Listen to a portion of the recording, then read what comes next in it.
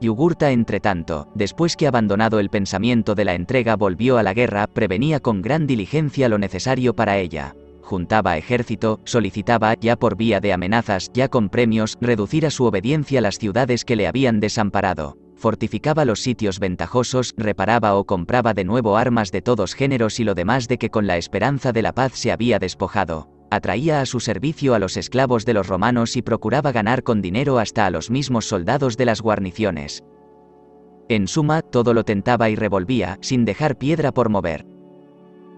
En Vaca, pues, donde Metelo en los principios, cuando Yugurta andaba en tratos de paz, había puesto guarnición, los principales ciudadanos, porque el vulgo en todas partes, y más entre los númidas, siempre es voluble, alborotado, rencilloso, amigo de novedades y contrario de la pública quietud, importunados por los ruegos de su rey, de quien más por fuerza que de su voluntad se habían separado, fraguan entre sí una conjuración contra los romanos, y cuando tuvieron las cosas ya dispuestas, determinan su ejecución para el tercer día, que por ser festivo y célebre en todo el África, prometía juegos y regocijos más que recelos ni temores. Llegado que fue, convidan a comer a sus casas a los centuriones, a los tribunos y al mismo gobernador de la ciudad, Tito Turpilio Silano, cada cual al suyo, y mientras comían mátanlos a todos, a excepción de Turpilio. Después acometen a los soldados que por ser el día que era andaban derramados, sin armas y sin caudillo.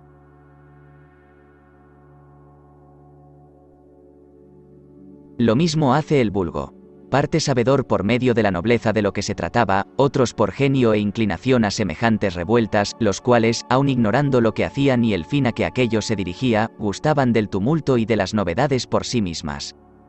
Los soldados romanos, sobrecogidos con el repentino miedo, sin acertar ni saber qué hacerse, corren turbados al alcázar de la ciudad, donde tenían sus banderas y escudos, pero la guarnición enemiga, que lo había ocupado y cerrado de antemano las puertas, se lo impedía. Además de esto, las mujeres y niños echaban a porfía desde los terrados piedras y cuanto les venía a las manos, de suerte que ni podían precaverse contra un riesgo que les cercaba por todas partes, ni resistir unos hombres tan esforzados al sexo y edad más débiles, y así buenos y malos, valerosos y cobardes, murieron igualmente sin poder tomar satisfacción. En medio de tantas dificultades, estando encarnizados los númidas y cerradas todas las puertas de la ciudad, Turpilio, su gobernador, fue el único que escapó sin lesión. Si fue esto compasión que de él tuvo el que le hospedó en su casa, o bien concierto o casualidad, no he podido averiguarlo. Solo si me parece que quien en una adversidad tan grande estimó más vivir afrentado que morir con reputación, debe tenerse por hombre infame y detestable. Metelo, cuando supo lo de Vaca, retírase un poco a su estancia con la pesadumbre, pero luego que ésta dio lugar a la ira, dispónese con el mayor cuidado a vengar prontamente la injuria. Saca de sus cuarteles al mismo ponerse el sol la legión con que invernaba, y cuantos más númidas de a caballo encontró apercibidos, y al día siguiente, cerca de las 9 de la mañana, llega a cierta llanura rodeada de pequeños collados, y haciendo allí alto, dice a su tropa, que cansada con lo largo de la marcha rehusaba ya obedecer, que Vaca no distaba sino 1 milla. Que era honor suyo sufrir constantemente lo que restaba de trabajo hasta vengar a sus valerosos y desgraciados conciudadanos. Ofrécela además de esto liberalmente la presa, con lo que, alentados los soldados, ordena que la caballería ocupe la vanguardia del escuadrón y la infantería se estreche lo más que pueda y oculte sus banderas.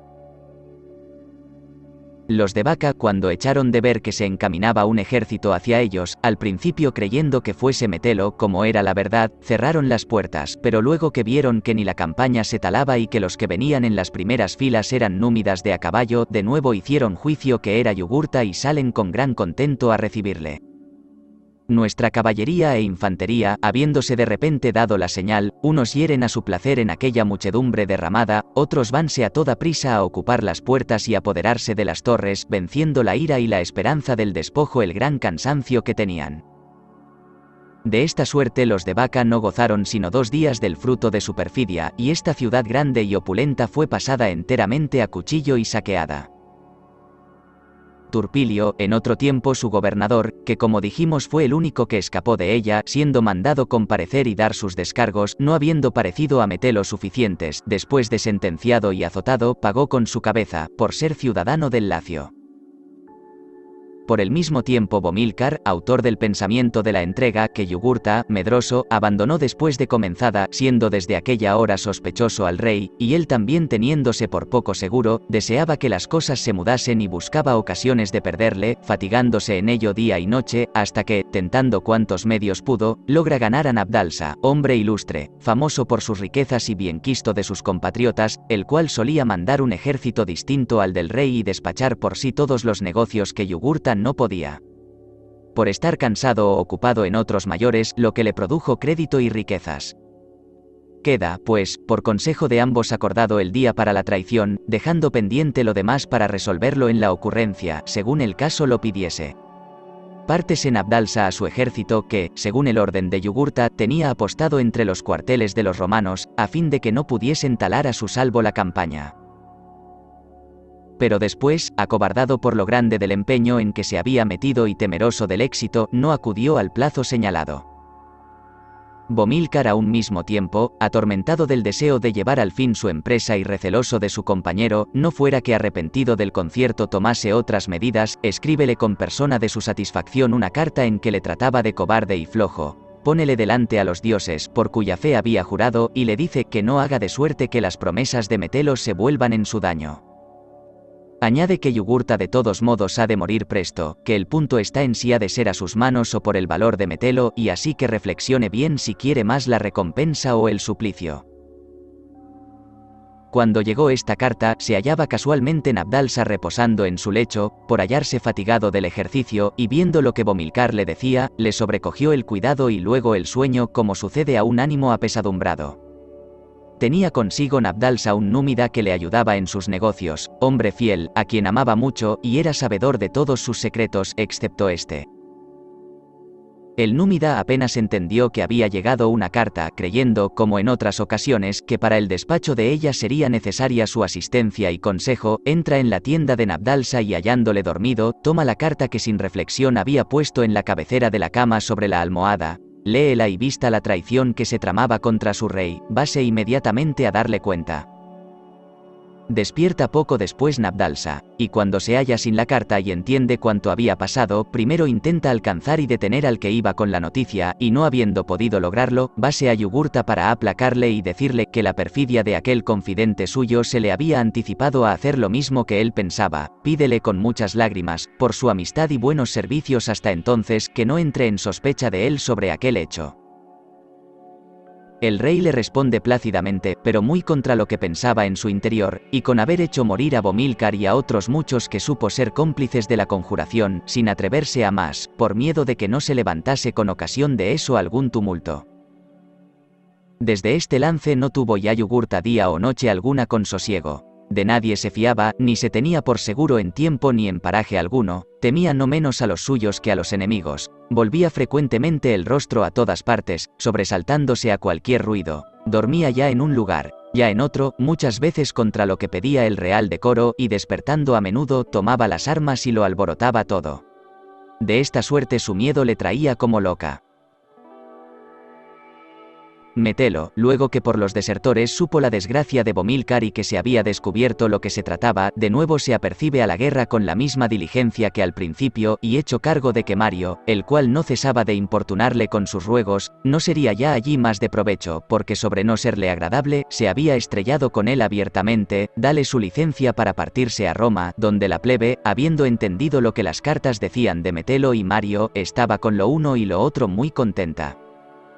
Porque la calidad de noble que hasta allí había realzado al general, comenzó desde entonces a hacerle odioso, y al contrario el nacimiento humilde de Mario le granjeaba crédito para con el vulgo, bien que ni en uno ni en otro regían para esto sus buenas o sus malas calidades, sino el empeño de los partidos.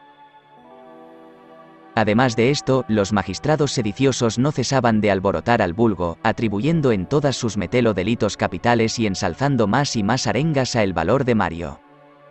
Últimamente la plebe estaba tan acalorada, que todos los artesanos y labradores que no tenían más crédito ni bienes que el trabajo de sus manos, abandonando sus haciendas, iban a casa de Mario y dejaban de atender a sus familias por hacerle obsequio. De esta suerte, consternada la nobleza, vino al fin a conferirse el consulado a este hombre de inferior condición, cosa que no se había visto largo tiempo, y el pueblo, preguntado después por Lucio Manlio Mantino su tribuno, a quien quería por general contra Yugurta, dijo casi a una voz que a Mario. Por lo cual, aunque el Senado había poco antes decretado a Metelo la Numidia, no tuvo esta determinación efecto. En el mismo tiempo Yugurta, habiendo perdido a sus amigos, de los cuales los más había hecho él matar y otros por miedo se habían pasado a los romanos o al rey Boco, viendo que no podía la guerra hacerse sin oficiales y que era muy arriesgado hacer experiencia de los nuevos, a vista de la deslealtad de los antiguos, andaba dudoso y fluctuante, sin hallar cosa ni resolución, ni persona alguna que le satisficiese. Tomaba cada día rumbos distintos, mudaba gobernadores, volvía unas veces el rostro al enemigo. Otras se encaminaba a las soledades. Su esperanza la ponía de ordinario en huir los encuentros, pero poco después en las armas, sin saber si fiaría menos del valor o de la fidelidad de sus vasallos. De esta suerte a cualquiera parte que se volvía, todo le era contrario. Entre estas dilaciones sobreviene de repente Metelo con su ejército. Yugurta dispone y escuadrona a los númidas, según lo permitía el tiempo, y comienza luego la batalla. Donde asistía el rey hubo alguna resistencia, los demás al primer encuentro fueron rotos y ahuyentados, quedando los romanos dueños de las banderas, de las armas y de un pequeño número de enemigos, porque a estos, casi en todas las batallas, salvaba más su ligereza que las manos. Yugurta con la nueva desgracia, desconfiando mucho más de sus cosas, encamínase con parte de su caballería y los desertores a las soledades, y desde allí a Tala, ciudad considerable y rica, donde estaban los principales tesoros del rey y donde sus hijos se criaban con gran magnificencia. Entendido esto por Metelo, aunque no ignoraba que desde un río que tenía cerca hasta Tala no se hallaban en el espacio de 50 millas sino tierras áridas y despobladas, sin embargo, con la esperanza de acabar la guerra, si lograba apoderarse de aquella ciudad, empeñase en superar todas las dificultades y vencer a la naturaleza misma. Dispone, pues, que se descargue todo el bagaje, a excepción del trigo necesario para 10 días, y que se traigan odres y otros vasos a propósito para conducir agua. Busca, además de esto, en aquellos campos el mayor número que puede de bestias de carga y acomoda en ellas vasijas de todos géneros, las más de madera, recogidas en las chozas de los númidas. Manda asimismo a los pueblos comarcanos que después de la derrota de Yugurta se le habían entregado, acarrear cada uno la mayor porción de agua que pudiese, señalándose día y lugar donde debían tenerla a punto, y él carga también su bagaje del agua de aquel río que, como dijimos, era el más cercano a la ciudad. Con esta prevención se encamina a Tala, y habiendo llegado al sitio donde había mandado que le esperasen los númidas, y puesto y fortificado en él su campo, dícese que llovió repentinamente tanto, que solo aquel agua hubiera sido bastante y aún sobrada para el ejército. Hubo también más víveres de lo que se esperaba, porque los númidas, como es regular en los que de nuevo se rinden, se mostraron muy oficiosos. Pero nuestros soldados usaban más del agua llovediza, teniéndola por milagrosa, lo que les infundía mucho ánimo, por persuadirse que cuidaban de su conservación los dioses inmortales. De esta suerte llegan el siguiente día a Tala contra la expectación de Yugurta. Los ciudadanos que se tenían por seguros solo por lo inaccesible de aquel sitio, aunque espantados viendo una cosa tal y tan extraña, no por eso dejaron de atender con el mayor cuidado a la defensa. Lo mismo hacen por su parte los nuestros. Pero Yugurta, viendo que nada sería ya difícil a Metelo, después de haber vencido con su industria la fuerza de las armas, la aspereza de los sitios, el rigor de las estaciones y hasta la misma naturaleza, árbitra de las cosas humanas, sálese de noche de la ciudad con sus hijos y con gran parte de sus tesoros. Ni después de esto se detuvo ya en lugar alguno más que un día o una noche, pretextando pedirlo así sus ocupaciones, pero en la realidad era por miedo que tenía de alguna traición, la cual juzgaba que podría evitar mudando frecuentemente sitios porque semejantes tratos necesitan para fraguarse tiempo y oportunidad. Pero Metelo, viendo que los ciudadanos se apercibían a la defensa y que la ciudad era bastantemente fuerte por arte y por su situación, cércala con su vallado y foso. Manda adelantar los manteletes por los parajes que entre todos creyó más oportunos. Levanta un cordón de tierra y sobre él algunas torres desde las cuales pudiesen ser sostenidos los que asistían y gobernaban los trabajos del sitio. Por el contrario, los defensores se prevenían y acudían con gran diligencia a todo, en suma, ni unos ni otros dejaban cosa por hacer. Pero al fin los romanos, aunque cansados de antemano con tantos trabajos y batallas, a los 40 días de haber llegado a Talas se apoderaron de ella, mas no gozaron de la presa, porque la habían destruido enteramente los desertores.